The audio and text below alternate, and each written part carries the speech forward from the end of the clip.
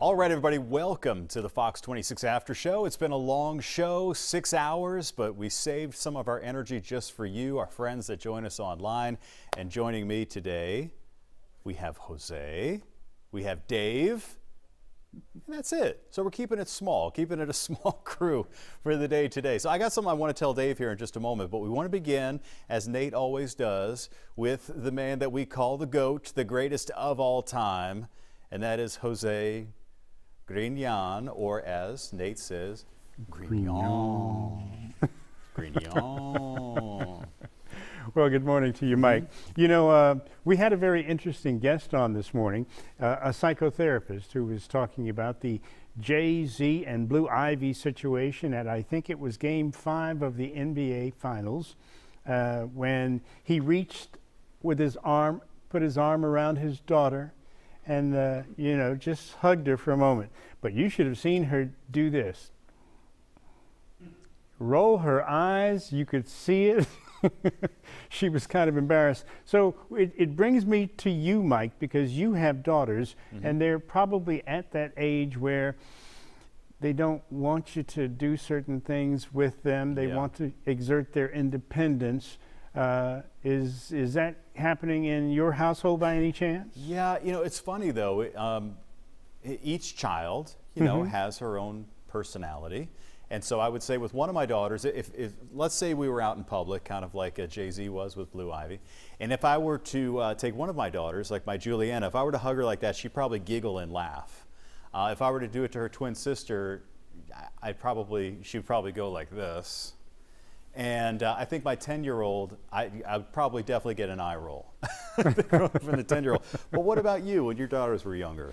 Well, the oldest one, who is now in her 30s, she was kind of that way because she was exerting, I guess, herself as a young lady at an early age.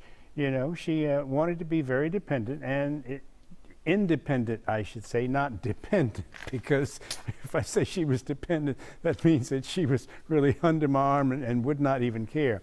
But she wanted to do things on her own. She just wanted to have things done her way, not my way.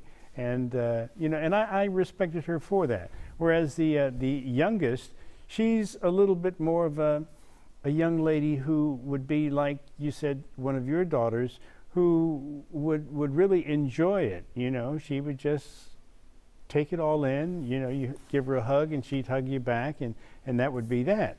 But so I, in a sense, had both extremes. One, yeah, Dad. The other, no, Dad, leave me alone. Don't do that. You know? Yes. But I think that's the way it is with girls. With boys, it would be a little bit different, or it may be something that they would develop later when they're teenagers, that they would want to be more independent. As a young fellow, you know, you would probably want to be around Dad to find out exactly what Dad has to show you, what you can learn from Dad on a daily basis. But then when you get to be that teenager and young ladies are starting to look at you and notice you, then you just don't want Dad to be around. You just want that independence that you have really sought and finally have achieved in the teen years. Yeah, it's a delicate balance, I think they call it. So let's see if the folks that are joining us online have anything to say about it. So we have a few people we would like to say hi to. Of course, Shadon, I see you.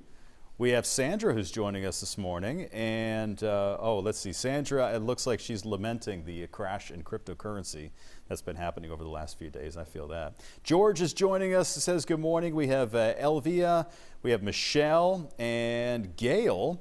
Oh, it's raining in Richmond, Gail says. Okay, well, I'm going to have to check that out. It's not going to be lasting very long if it is. So, and we have gosh, what is that? I'm so sorry. Ariadne. I know I'm butchering that. I don't know. Correct me if I'm wrong. All right, we want to head over to Dave. And Dave, what I want to tell you is, so you had the pleasure of interviewing two just titans in Gloria Estefan and Andy Garcia, who are just awesome. So many years ago, like when I was about 12 or so, my dad worked at the Miami International Airport. He worked for Pan Am, and he met Gloria Estefan, and she was the nicest. Could not have been better. Spent time with him and my brother, who was there with him, signed me an autograph and everything. And I went and I showed off that autograph to all the other kids at school, and they thought I was like the coolest. Oh my gosh, your dad met Gloria Estefan, because Miami Sound Machine at that time was huge, you know, and we lived down there. But I always remembered that, you know, that she's a very, very kind lady. Mike, what you should have done is you should have charged your friends like a quarter for them to look at the autograph. Or just to touch it, to smell it. Yeah, you know, just, you know, got to be enterprising. You got to get that hustle going, even at an early age. No, she's great. I actually interviewed her, and I mentioned and by the way, we're talking about Father of the Bride, which releases on HBO Max tomorrow. This will be like, I think, the third or fourth version of this movie. Steve Martin did this one. You know, in the 1950s, it was the first version, and I forget who was in that. Was it Elizabeth Taylor? I don't remember. Maybe somebody can Google it and put it on the scroll underneath. But I know it was in 1950 when the first Father of the Bride. I know the actors are just legendary in the first telling of this story. But yeah, I mentioned in the interview that Gloria, they did the Latin Grammys here in 2008.